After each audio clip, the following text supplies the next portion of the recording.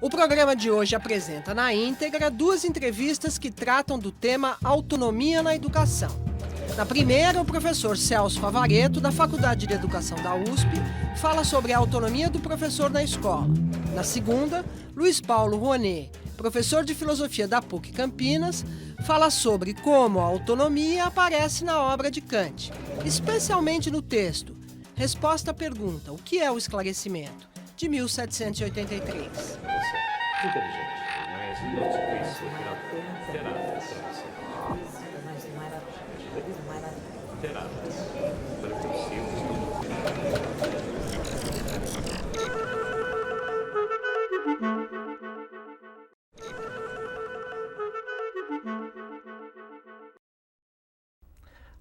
Autonomia sempre remete à ideia de uma liberdade individual, ou pelo menos da conquista da liberdade individual. Mas isso é um conceito extremamente complexo. Na verdade, o entendimento do conceito de autonomia nos remete ao início dos tempos modernos, quando, por exemplo, na filosofia racionalista do século XVII, Descartes, Pascal, Leibniz, Spinoza, não é? A autonomia já estava ligada a uma liberdade do pensamento, a uma ideia de razão, e a razão como sendo aquilo que permite a descoberta da verdade das coisas, e essa verdade das coisas deveria ser fruto exatamente de uma pesquisa pessoal.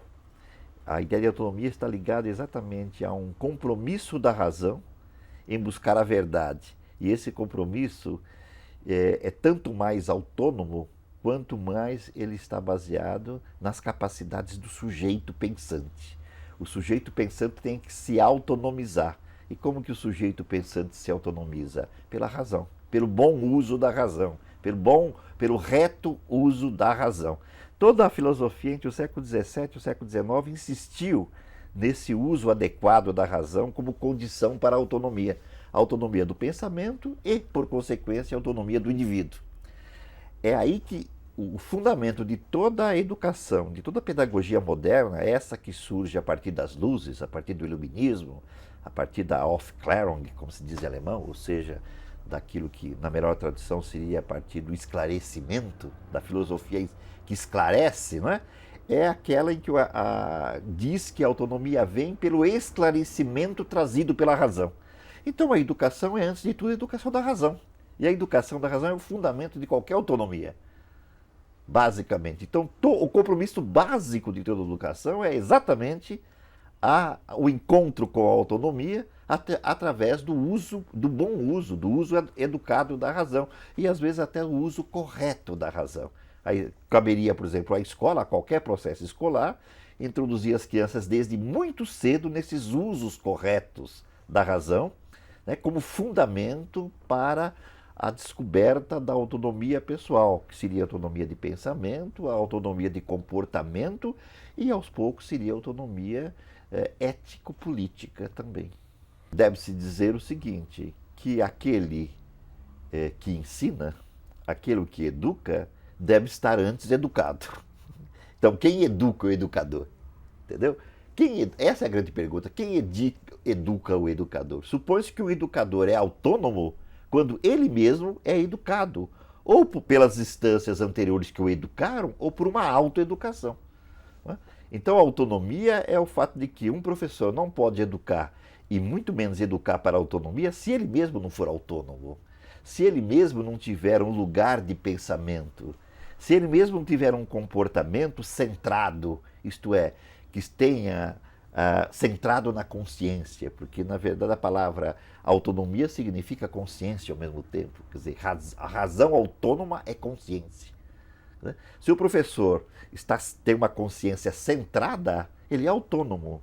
Ele não pode absolutamente ensinar a autonomia se ele mesmo não é autônomo, tanto quanto aos conhecimentos, quanto ao comportamento, quanto às maneiras de ensinar. Esta ideia de autonomia que eu venho expressando, que vem do nascimento da consciência moderna, através do código do cartesiano, eu penso, logo sou cartesiano, na verdade, ela recebe um abalo fundamental a partir de meados do século XIX. A suspeita pela nascente psicanálise freudiana no fim do século XIX e durante o século XX é a seguinte, de que a maior parte dos pensamentos conscientes das pessoas, não é? Considerados autônomos, na verdade, eles provêm de um outro lugar. Na verdade, eles estão, de uma forma ou de outra, determinados por aquilo que se chama de inconsciente. Boa parte daquilo que se produz conscientemente tem uma produção anterior que é inconsciente. Isto coloca uma bomba sobre o conceito racionalista de autonomia e de liberdade individual, inclusive, né? A mesma coisa o que vem na esteira da discussão proposta por Marx, não é? Na sua discussão sobre a questão da determinação da consciência pela infraestrutura econômica, social, política, etc.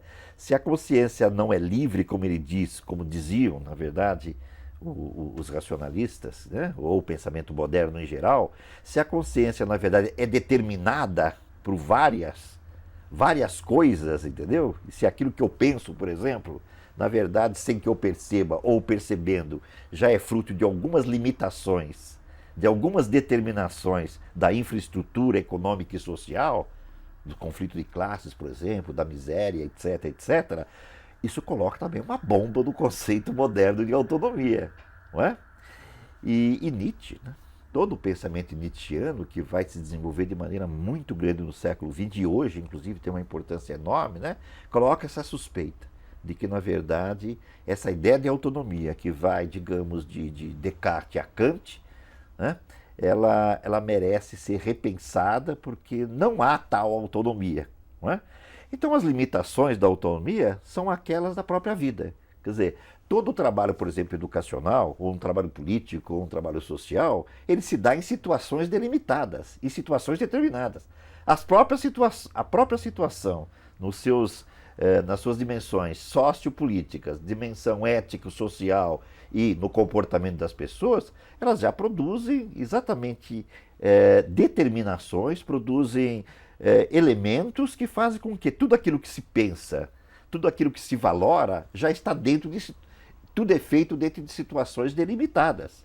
Isso são, portanto, isso não é, digamos, uma coisa a menos, isso não é um defeito, entendeu? Isso mostra apenas que a ideia de autonomia e o processo de autonomia é alguma coisa construída, que se constrói em situação e que não vem de uma suposta natureza humana que levaria automaticamente do desenvolvimento da razão até a autonomia de modo quase que mecânico. Não. Quer dizer, a autonomia é produzida conforme as situações. Evidentemente que um processo educacional ou um processo político, por exemplo, se eu falar em dois processos fundamentais, né, eles acabam determinando certas orientações que supostamente levam à autonomia. Mas a realização da autonomia é uma prática concreta que se realiza em situação.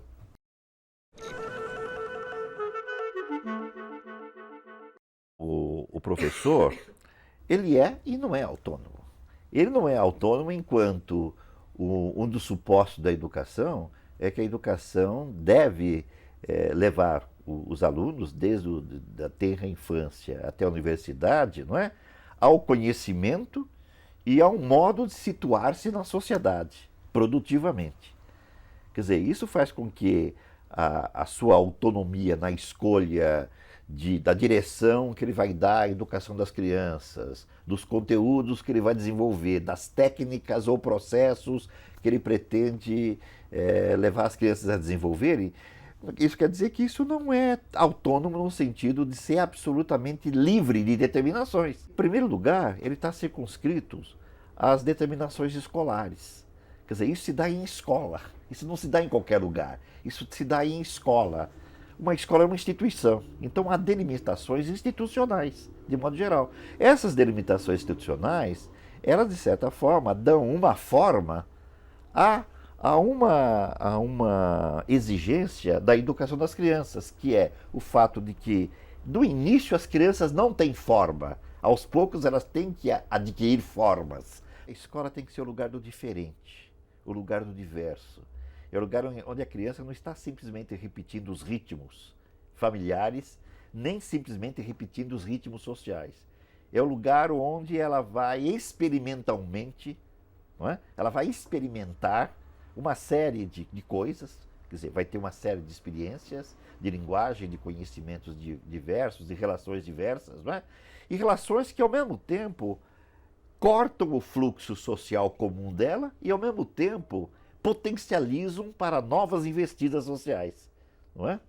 Então, o tempo de escola tem que ser um tempo grande. Eu acho, inclusive, que no Brasil é pequeno o tempo de escola, não é? E tem outro problema. Eu acho que no Brasil, inclusive, está havendo um problema seríssimo, principalmente ligado às populações de classes médias para cima e aquelas que têm condições de frequentar escolas privadas, não é? Que é o fato de que essa ideia que eu disse aqui, que a escola deve ser o lugar da diferença, não é? Da diversidade, está sendo quase que eliminada. E a escola é chamada a ser uma continuação da família e a ser até controlada pela família. A escola, frequentemente, ela perde completamente a autonomia, para usar o termo que você está colocando o tempo todo, né?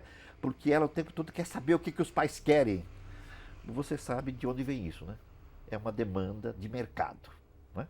Afinal, a escola, principalmente a escola privada, ela responde, em boa parte, é uma demanda de mercado. Não quer dizer que é só isso. Não quero reduzir e pichar aqui a escola privada. Não é nada disso, não. Eu quero dizer que ela pouco se libera dessa exigência de mercado, que implica o seguinte fato gravíssimo, que a escola acaba realizando, em boa parte, as expectativas dos pais. Ou, se não realiza, sofre uma pressão muito grande. Com isso, o professor, lá na ponta, na sala de aula, ele percebe claramente isso e sofre claramente essa pressão. É aí que tem exatamente a prova de que, se ele tem uma reflexão sobre a autonomia, ou se ele realizou em si, na sua autoformação, a autonomia ou não. Não se trata dele simplesmente se rebelar, dele simplesmente não aceitar. Se trata de saber como é que ele vai resolver o problema. Nesse sentido, eu volto à ideia de que a autonomia não é uma coisa que se tem, ela funciona em situações. Mas ela tem realmente alguma coisa prévia, e é isso que se quer das crianças e dos adolescentes, e que os educadores devem ter. Que ela através da experiência de razão, da experiência de conhecimento, do pensamento sobre a experiência afetiva, a experiência moral e a experiência social, não é? Se encontre um núcleo de consciência, não é? Que seja aquele que possa ser o ponto de apoio para a autonomização, para o processo de autonomização que é contínuo. Se o professor trabalha em situações muito delimitadas, constrangedoras até, entendeu? O trabalho dele é exatamente como é que ele encontra a possibilidade da ação educacional em situações limitadas como essa. Se ele tem, se ele trabalha numa situação muito aberta, isto é, muito apta a gerar processos de autonomia, evidentemente que ele está mais à vontade, não é? Para desatar, não é? Todas as possibilidades que vêm não só do seu interesse, como da sua fantasia, da sua alegria, assim por diante. Conhecer é alegre, prazeroso, pode ser ou não, entendeu? Na verdade, o ato de conhecimento, e portanto o processo educacional, tem muito de trabalho, portanto tem muito de dificuldade. E na verdade você só aprende com a adversidade, isto é, com a resistência. É aquilo que resiste é que te leva a conhecer realmente, não aquilo que vem sem nenhum esforço. Você entende? Então, veja bem, o prazer não é só aquele do divertimento, ou aquele que é fantasiado hoje na indústria do consumo, entendeu? Existe um outro prazer que é aquele que vem do desejo, que é o prazer, é aquele que nasce do desejo. Existe sim um desejo de conhecer, existe sim o desejo de saber, existe sim a ousadia de conhecer, e isso é um prazer. O processo educacional produz autonomia. A autonomia é um processo produzido, entendeu? O que se tem, na verdade, é o seguinte, quer dizer, o sujeito consciente é aquele que faz um uso consciente da razão e ele está treinado para isso, ele está preparado. Supõe-se que o professor esteja preparado, treinado para isso. Não quer dizer que a autonomia dele está realizada. Ele tem que realizar a sua autonomia pessoal como como um profissional e como, digamos, uma pessoa comum, não é? Continuamente ele tem que realizar isso. A autonomia se realiza nos atos, nos trabalhos, nas realizações, como ato de pensamento, como comportamento, assim por diante. Assim também ele tem que fazer com os alunos. Os alunos que ele tem são os alunos de procedências mais diversas, com questões pessoais as mais diversas, entendeu? E que não podem ser reduzidos a uma mesma massa anônima. Eles têm que encontrar, a autonomia dos alunos está exatamente encontrar na diferenciação, né, pontos de apoio para eles prosseguirem na vida e encontrarem na vida um modo de desenvolvimento profissional, moral, ético, político, etc. O professor é aquele que facilita esse tipo. E ele só pode facilitar se ele mesmo vai realizando continuamente a sua autonomia como pessoa e como profissional. A escola hoje está extremamente cortada de alto a baixo pelas principais características da sociedade contemporânea, da sociedade de consumo, pelos problemas que vêm através das comunicações que fluem de todos os lados, em todas as direções com todos os sentidos absolutamente evidenciados. Como é que o professor consegue, em cada lugar onde ele trabalha, em cada situação concreta, que no limite é a sua sala de aula, né? Como é que ele pode dar conta da intersecção de tantos fatores? Entendeu? Não existe mais a possibilidade de, como até o século XIX, ou até talvez até meados do século XX, quando eu, por exemplo, fiz o final do meu curso colegial, na década de 50, né? Até lá, no Brasil era possível pensar uma educação que era mais ou menos formalizada, tinha currículos mais ou menos estabelecidos, e o comportamento das escolas era mais ou menos padrão. O professor era alguém que tinha autoridade, porque ele era formado e porque ele era legitimado em sua autoridade. Ele chegava, existiam programas obrigatórios e ele desenvolvia esses programas. Havia os que aprendiam bem, os que aprendiam mal, os que não aprendiam nada. E isso era o destino geral de todos que faziam da educação alguma coisa muito limitada no país. As coisas mudaram muito dos anos 70 e 80 para cá, não é? Onde o professor não é legitimado, nem pela sua formação e nem como profissional, entendeu? E onde realmente não se sabe perfeitamente que conjunto de conhecimentos ou de processos devem ser absolutamente fundamentais para que o aluno seja integrado socialmente. Tudo isso é muito móvel hoje, entendeu? A não ser os exames vestibulares, que determinam quais os livros que vão ser estudados, quais as matérias que vão ser perguntadas. Fora isso, não existe realmente um modo de você determinar claramente no ensino brasileiro, né, o que é obrigatório e não é obrigatório. É preciso um outro tipo de reflexão quanto a isso. Uma reflexão puramente educacional é aquela que ia determinar os conteúdos e os processos de acordo com as faixas etárias, de acordo com o desenvolvimento psicológico e social das crianças e as necessidades sociais, tá certo? Isso seria uma revolução em todos os conteúdos e em todas as práticas. Outra coisa é o que está aí concretamente estabelecido. O que está estabelecido, institucionalizado, em termos de vestibulares, em termos de escolas muito bem plantadas, e em termos, digamos, de já uma experiência que vem de muitas décadas nas escolas, né? Há coisas que já são obrigatórias e que vão ser simplesmente cumpridas. Né? Quer dizer, a coisa é um pouco complicada. E de outro lado, levando-se em conta as informações, o volume de informações e todas as mutações ocorridas nas últimas décadas, de ordem científica, de ordem cultural, de ordem artística, religiosa, comportamental, assim por diante, como é que o professor vai conseguir realizar a seleção dos conteúdos que são, digamos, importantes educacionalmente? Entende? Esta seleção é um problema. Essa seleção é da maior importância, porque necessariamente essa seleção pode não coincidir com as questões, os problemas, os programas estabelecidos e que, por exemplo, são exigidos em vestibulares, por exemplo, não é?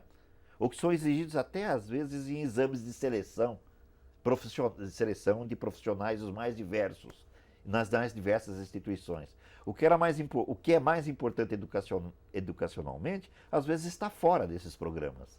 É alguma coisa que é muito mais da ordem dos processos importantes para você hoje conhecer do que para a aquisição do conhecimento, por exemplo. O mais fundamental hoje é isso. Agora, isso você não pode avaliar de maneira muito simples em vestibulares. Os vestibulares estão até tentando, na primeira fase, não é? Tentar fazer algumas questões, propor alguns exercícios que avaliem exatamente esse quesito, isto é, o processo de conhecimento, o processo de reflexão, e não o volume de conhecimento, ou digamos, a qualidade dos conhecimentos julgados mais importantes. Entende? Mas é uma coisa limitada. Agora, a escola não. A escola formal, desde os primeiros anos da escola básica até o final da escola básica, ela pode ter esse compromisso de que o mais importante hoje, numa sociedade com a mobilidade que tem, em que as ciências, as técnicas, a cultura e os próprios valores e comportamentos mudam muito e balançam muito, ou pelo menos se no mundo em que se permite a convivência de múltiplas perspectivas, entendeu? O único jeito de educar mesmo é aquele que você integra as pessoas aos processos de conhecimento, aos processos de autoeducação, aos processos de reflexão. E não aquela educação que leva as pessoas à aquisição de volume de conhecimentos. Evidentemente que os conhecimentos são sempre necessários, mas a seleção deles é uma tarefa absolutamente essencial. Para isso, os professores têm que ser muito bem preparados.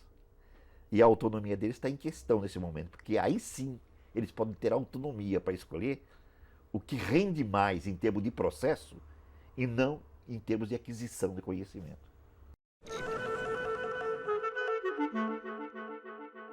A autonomia do professor lá na ponta, lá na sala de aula, está no seguinte, de ele transformar a sua aula no lugar de investigação. A sala de aula é uma coisa que se perdeu muito na educação, mas a sala de aula sempre foi um lugar de investigação. Porque o processo do conhecimento, fundamentalmente, é um processo investigativo. Na verdade, o que é o aprendiz? Todo aprendiz é uma espécie de egiptólogo. Isto é alguém que fica escavando e tentando decifrar códigos. Decifrar o código do mundo, ou códigos muito particulares, o seu próprio código, né? Sentidos de teoria da comunicação. Né? Então, a verdadeira educação é aquela que transforma os educandos em egiptólogos. E, portanto, a sala de aula é um lugar de pesquisa, é um lugar de investigação, é um espaço investigativo. A invenção é absolutamente obrigatória aí. O professor é tanto mais autônomo quanto mais ele ele consegue desatar o processo inventivo nos alunos. A seleção é difícil, realmente.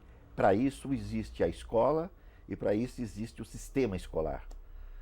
No Brasil está se tentando, exatamente em termos de sistema, caminhar para serem institucionalizados processos de seleção. Por exemplo, já desde os anos 90, né, mais ou menos em meados dos anos 90, que quando houve a última nossa reforma educacional, a última lei de diretrizes de base de educação nacional, né, que foram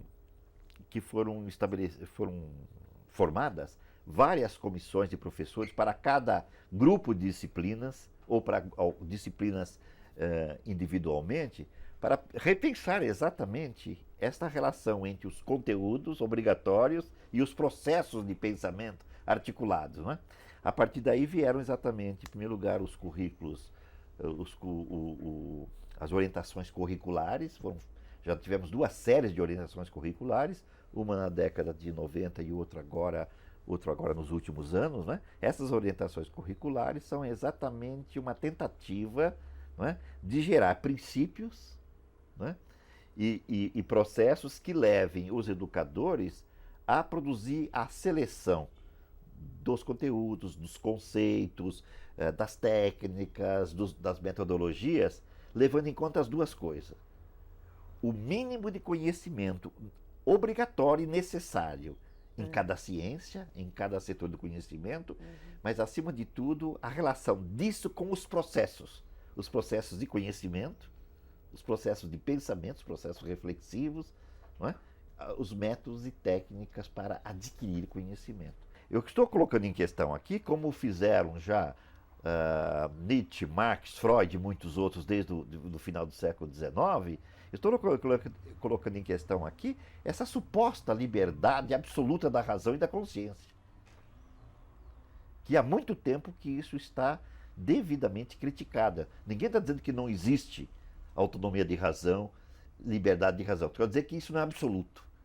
Não é absoluto. Quer dizer, a grande utopia era do pensamento moderno, do 16, 17 até o final do 19, era que seria possível determinar as regras de funcionamento da razão e seguir esses funcionamentos da razão levaria necessariamente à liberdade e à felicidade, você entendeu?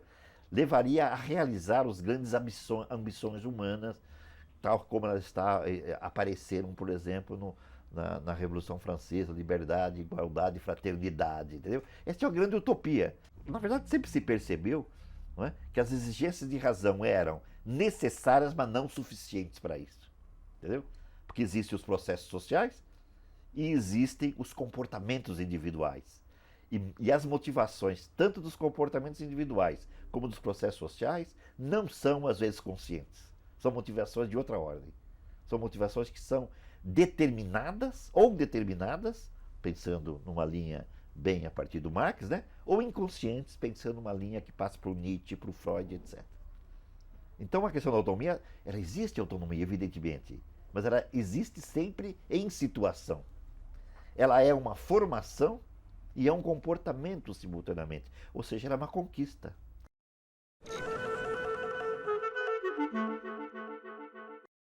Quais foram as circunstâncias que cercaram esse texto? Que data é essa? Bom, para começar, 2 anos depois da publicação da Crítica da Razão Pura, né, que foi realmente a grande obra do Kant, mudou toda a sua perspectiva e da história da filosofia, né? Então é um momento que, de certa maneira, ele está podendo também se dedicar a outros assuntos, né? Quer dizer, havia concluído a obra principal. Então ele responde a uma pergunta que foi posta pela Academia de Ciências de Berlim: vivemos em uma época esclarecida? E ele responde, quer dizer, se fôssemos responder diretamente a essa questão, a resposta teria que ser não. Porém, se considerarmos a questão vivemos uma época de esclarecimento, nesse caso poderíamos dar uma resposta afirmativa. Só para situar, eu acho que é interessante situar que Kant nasceu em 1724, né, e morreu em 1804. Então esse período já é o período chamado crítico, quer dizer, após a publicação da Crítica da Razão Pura. Houve uma mudança significativa no pensamento dele, né, nessa época, já dentro dessa perspectiva. Por que a Crítica da Razão Pura era uma pedra no sapato dele? Porque o impedia de se dedicar a outros assuntos. Quais eram esses assuntos? Então, entre eles a política, a história, a antropologia, né? E há vários intérpretes que defendem a predominância no pensamento kantiano da razão prática, do primado da razão prática, ou seja, da moral. Quer dizer, mas para isso ele precisava antes fazer a crítica da razão. Então essa é uma das utilidades da Crítica da Razão Pura, é que libera, né, o próprio Kant, inclusive, para poder se dedicar também a esses assuntos. Porque agora os campos estão mais separados, o campo da moral, o campo da teoria, o campo da teologia, né? Então, essa é a importância. Quer dizer, um Kant livre, né? Um Kant já mais solto, que está podendo voltar a se dedicar a assuntos que eventualmente interessam mais. No primeiro parágrafo ele diz assim, que os homens foram libertados há muito pela natureza de toda a tutela alheia. Que ideia é essa aqui? Do que ele está falando quando ele diz que os homens foram libertados há muito pela natureza de toda a tutela alheia? Eu creio que ele está se referindo à existência da razão, né, no homem, quer dizer, que é o que diferencia dos animais, né? Então, enquanto espécie, quer dizer, ele tem isso. Agora, individualmente, é preciso estimular que as pessoas efetivamente se utilizem da razão, né? Então, eu acredito que é nesse sentido que a natureza é muito libertadora, quer dizer, na medida em que os dotou de razão, da capacidade de fazer uso da razão, o que não significa que eles usem, né? Ele também diz assim, nesse primeiro parágrafo, tenha coragem de se servir de teu próprio entendimento. Essa é a divisa do esclarecimento. Sim, ousa saber. Essa ideia, tenha a coragem de se servir do seu próprio entendimento, ou como você está dizendo, ousar e saber. O que isso tem a ver com o movimento do esclarecimento, Luiz? Eu acho que tem a ver com a ideia de você levar as luzes da razão a todas as partes, no sentido de que você não deve se submeter à tutela, quer dizer, outros não devem pensar por você. Você deve ter coragem de se servir da sua própria razão. Né? E essa é a primeira vez que isso é dito na história da filosofia, ou na história da humanidade? Eu creio que sim, né, nesses termos é realmente original, porque mesmo se a gente comparar com Voltaire, com Rousseau, que são grandes referências iluministas ali na França, eles falam do uso da razão, das luzes da razão, mas eu acho que em nenhum momento, poucas vezes há essa referência ao coletivo, a um chamado realmente incitando as pessoas a ver. Há um antecedente no Etienne de la Boétie, né, que era contemporâneo, né, do Montaigne, e que deixou um texto chamado Da Servidão Voluntária, né, que é interessante porque justamente ele diz ali que a culpa, a responsabilidade pela servidão é dos próprios homens, quer dizer, que eles aceitam esse julgo, essa servidão. Não sei dizer em que medida o Kant tinha conhecimento desse texto, mas tem uma ideia similar no Rousseau, no discurso sobre a origem dos fundamentos da desigualdade entre os homens, no primeiro discurso, em que ele diz que os homens nasceram livres, mas encontram-se em toda parte acorrentados. Né? Então, eu acredito que um pouco é o espírito da época mesmo, quer dizer, Kant realmente ele está muito afinado com a época dele. Né? Mas essa ideia não está no mito da caverna, do Platão? Sim, de certa maneira, a ideia de você buscar a verdade, a luz do conhecimento, sabe? Quer dizer, de fato, essa metáfora da luz, né, e conhecimento já é mais antiga, né? Mas eu acredito que a novidade realmente é o alvo, o público a quem ele se dirige. Pela primeira vez é um público amplo, né? Pois é, essa é uma pergunta mesmo que eu ia fazer a você, porque ele tem um parágrafo que começa assim: que um público, porém, esclareça-se a si mesmo é ainda assim possível, até se lhe deixarem a liberdade praticamente inevitável. O que é um público? O que em 1783 Kant quer dizer com um público? Várias vezes no texto isso reaparece. Kant, nisso também é um pouco contra a sua época. Ele tem uma concepção do homem muito universal, muito cosmopolita, né? Então ele, por exemplo, é contra o conceito de raças humanas, ele acredita que somos um grande todo, né?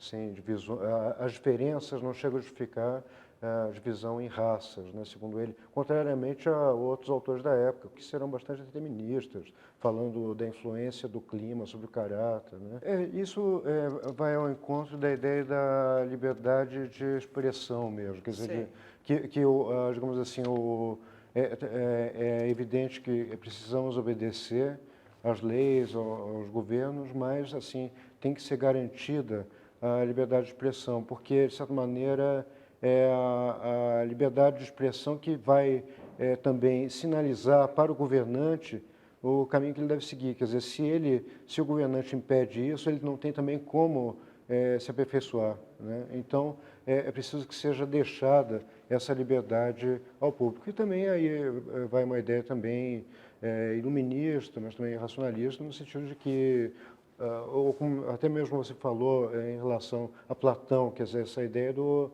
conhecimento, né? Quer dizer, tudo passa pelo conhecimento, uma ideia comum ao esclarecimento alemão também, né? Ao Aufklärung. Então, autores como Lessing, por exemplo, que escreve as cartas sobre a educação da humanidade, né? Então, a ideia de educação, ela é muito forte, né? Então, você tem isso através das letras, da imprensa, né, da divulgação das ideias por escrito. você atingindo assim um público mais amplo, né? Uma ideia muito repetida entre professores que a gente tem entrevistado é essa ideia de que vamos dizer assim, o sentido da educação, ou a missão da educação, ou o objetivo da educação é dar ao aluno a condição de pensar por si mesmo. Isso, perfeito. Isso mesmo. Essa ideia nasce aqui, Luiz? Pode-se dizer que sim. A gente Nasce dessa forma, quer dizer, relacionado com a educação. Forma, exato. Um antecedente importante é o Emílio, do Rousseau, né? Que, aliás, era um livro de cabeceira do Kant. Né? Do que trata o Emílio? O Emílio é a descrição de um processo educativo, enfim, de uma criança chamada Emílio, né? Da qual se encarregaria o Rousseau, o personagem, né? Do livro. E, então, é a descrição desse processo educativo. Então, embora tenha coisas muito avançadas, outras, é claro, que ficaram datadas, né? Certos castigos corporais, tal, que hoje, felizmente, não praticamos, mas, assim, há outras noções que merecem ser resgatadas no Emílio Rousseau. Mas, voltando ao texto do Kant, eu acredito que essa ideia assim, de que o centro do conhecimento é o aluno, quer dizer, não mais essa ideia de você, enquanto professor, vai transmitir um conteúdo, o aluno é aquele que não sabe. É claro que o professor tem, sim, muita coisa a transmitir, mas, assim, deve ser um pouco a partir também da vivência do aluno, até para poder despertá-lo, né? E não é essa ideia da onisciência do professor, quer dizer, embora eu possa conhecer muito de Kant, se eu falar de hip hop, por exemplo, não vou saber nada, meu aluno vai saber muito mais. Então, acho que é importante essa interação, né? Então, um ponto muito importante do texto, talvez seja o ponto mais importante, não sei se você acha isso, é essa contraposição entre um uso público da razão e um uso privado da razão. Depois de dizer que todos devem sair da menoridade e pensar por si próprios, fazer uso do entendimento como divisa do esclarecimento, depois disso, o Kant, então, começa a discutir sobre o uso da razão. Sim, sim. Tá? O que é o uso privado da razão e o que é o uso público da razão? Sim. Que diferença é essa que ele faz? O uso privado é aquele uso que se faz, por exemplo, no exercício de uma função oficial, digamos assim, como padre, como soldado, como professor.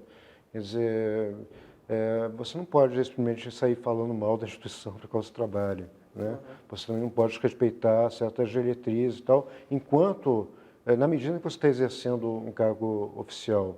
Porém, enquanto intelectual, enquanto erudito, você tem até mesmo o dever de se dirigir a um público mais amplo, a fim de exercer o poder de crítica, a liberdade de crítica, né? Quer dizer, você tem que poder criticar as instituições, seja você um soldado, um padre, um professor e assim por diante. Quer dizer, que isso é essencial até para o bom funcionamento das instituições, que haja essa liberdade. Agora, se houver um conflito que você não consiga mais gerenciar, então você vai ter que se decidir. Se as críticas que você tem são tão fortes que você não consiga mais conciliar com o exercício da função. Então, há um potencial aí nesse sentido de ruptura, né? Mas, assim, Kant preserva bem esse uso privado, esse uso público da razão, que parece uma coisa necessária, de fato, né? Quer dizer, se você, enquanto soldado, você começa a questionar as ordens no exercício da função, fica difícil. Agora, tem que ser garantido uma instância em que você possa, enquanto intelectual, se dirigir a um público mais esclarecido, então, mais amplo. Então, seria nesse sentido. É interessante porque o texto, ao mesmo tempo, diz que a liberdade, se houver liberdade, o esclarecimento é inevitável, isso ele diz numa mão. Na outra mão, ele diz, obedecei.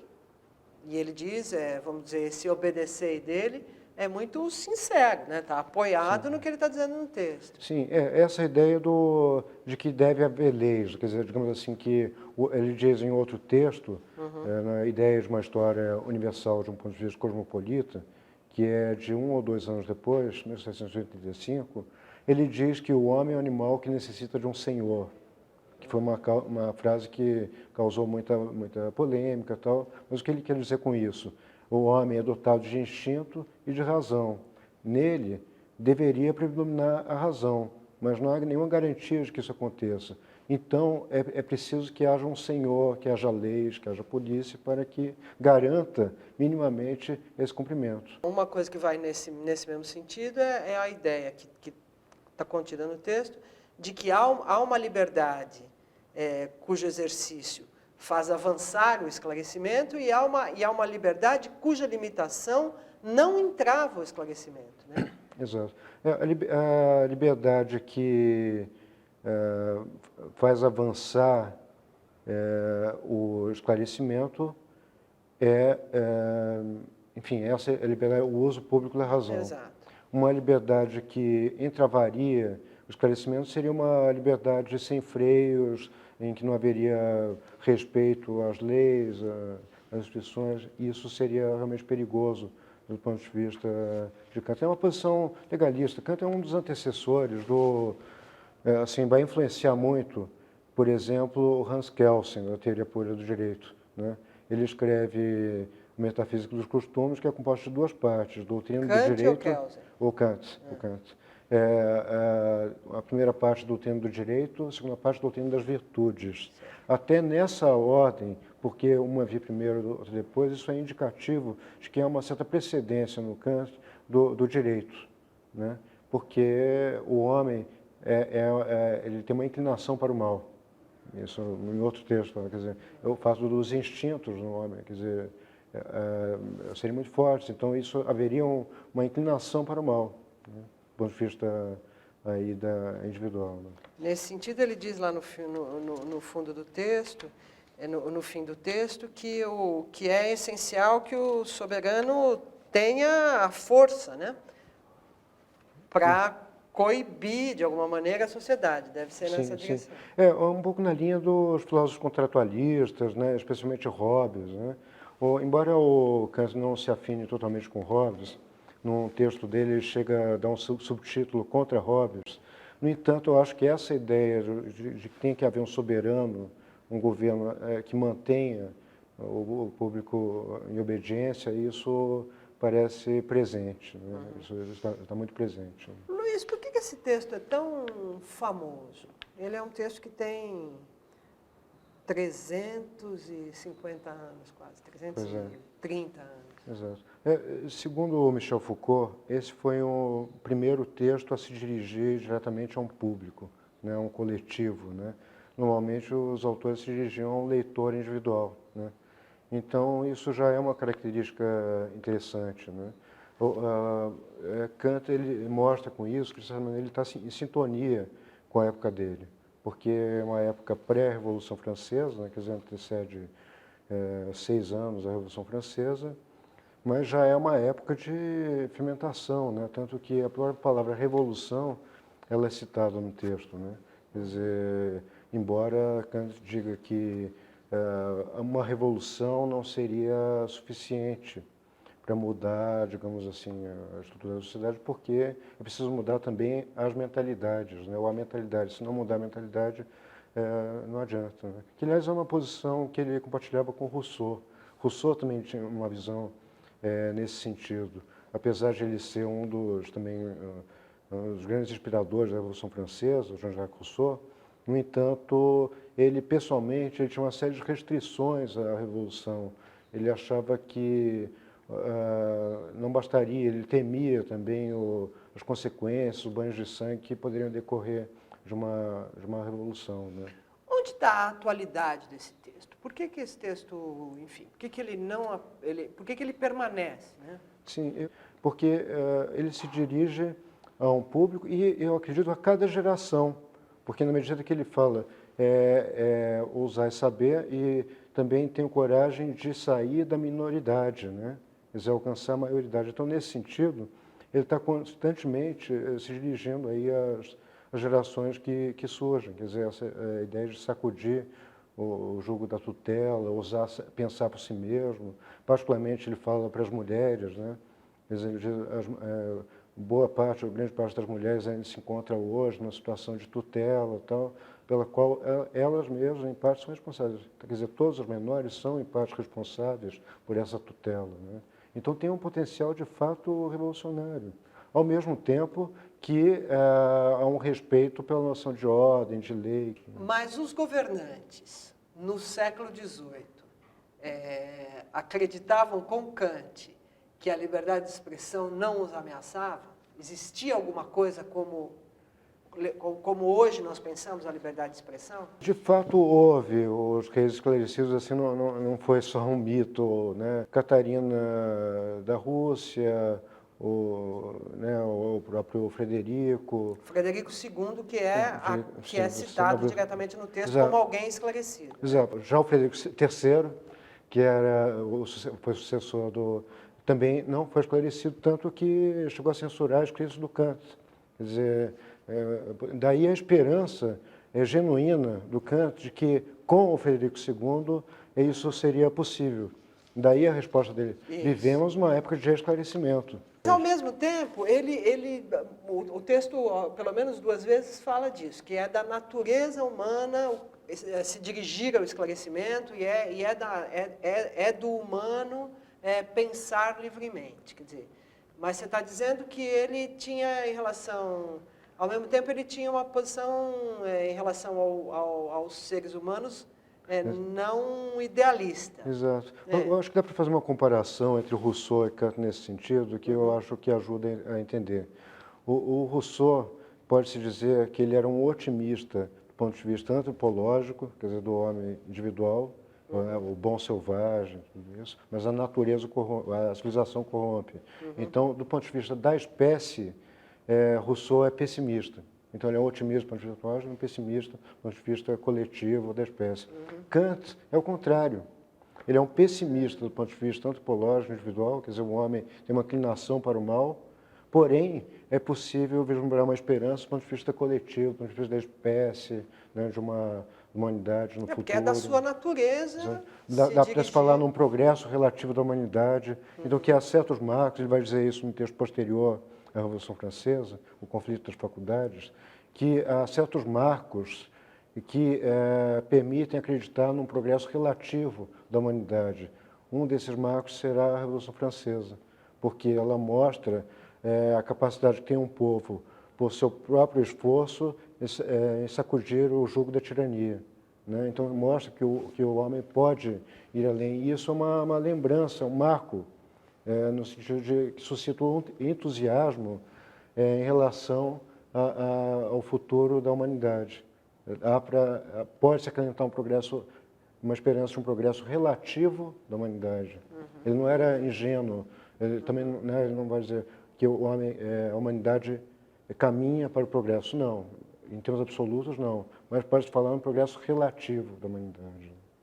Agora, essa ideia de que essa ideia do esclarecimento, né? essa crença numa humanidade que vai em direção à luz, vamos dizer assim, né? Que vai usar a razão, vai usar o conhecimento para o progresso. Essa ideia, no século XX, ou no século XIX, ela começa a ser questionada, não é isso? Sim, sim. Por isso que é importante frisar que Kant ele tinha consciência das limitações, né, dessa crença no progresso, porque a alternativa seria olhar para a história de maneira apenas empírica. E aí você veria apenas uma sucessão de banhos de sangue, de guerras, carnificinas, e você não veria mudança nenhuma. Quer dizer, é como se fosse uma espécie de um norte, né? Quer dizer, vamos caminhar em direção à paz perpétua, Então, exato. O progresso, a crença no progresso, uma meta, né? ainda que relativo, fornece uma alternativa a uma visão que, de outra maneira, cairia no niilismo, né? Quer dizer, então, nada adianta, vamos cuidar dos nossos afazeres, porque o homem sempre foi assim. Não, devemos ter como uma ideia reguladora, um fio condutor da razão que nos fará progredir, né? E é interessante que ele fala que isso ocorrerá independente da vontade individual do homem, porque faz parte da insociável sociabilidade do homem, né? Quer dizer, que ele seja obrigado a se associar aos outros a fim de satisfazer os próprios interesses. Quer dizer, mesmo sendo egoísta, mesmo buscando os seus próprios interesses, por ter se associado ao outro, ele vai inevitavelmente contribuir para um progresso, né? Então, há uma crença efetiva nisso. De maneira geral, a gente vê que os filósofos eles influem sobre a história, né? Para o bem e para o mal, né? No caso do Kant, aparentemente para o bem, né? Então, eles influem porque as ideias têm elas ganham uma concretude, né? Sim. Não, eles realmente estão ocupados em pensar soluções a médio e a longo prazo para a humanidade. E isso tem sido incorporado nos projetos, nos programas de partidos políticos, em programas de governo, né? Mas hoje a filosofia permanece se ocupando disso? Sim. Ou é uma característica da filosofia, vamos dizer, do século XVIII? Não, ela continua. E eu acredito que Kant foi importante para isso, tanto que os que hoje pensam essas questões, eles se consideram sucessores, herdeiros do Kant, né? Eu penso particularmente em Habermas, né, Jürgen Habermas, e John Rawls, filósofo norte-americano, né, que ambos têm propostas mais ou menos concretas para a sociedade que têm se refletido no aumento da igualdade social, da justiça social, né, questões como maior participação popular, né, a questão da teoria da ação comunicativa, quer dizer, isso implica você não usar a violência nas suas relações com os outros. Então, isso estaria presente, por exemplo, no orçamento participativo, conselho de gestores e experimentos desse tipo. Então, tem contribuído para pensar a teoria democrática contemporânea, né? E pensar a questão da desigualdade. Então, e qual é você disse que Rawls é um herdeiro de Kant, né? Isso. E ele é o seu assunto, não é? Um dos filósofos que você estudou. Sim, é uma especialidade. E por que ele é importante? O John Rawls ele nasceu em 1921 e faleceu em 2002. E ele foi autor da obra Uma Teoria da Justiça, né? E que foi o primeiro, na época contemporânea, a se dedicar ao tema da teoria da justiça, né?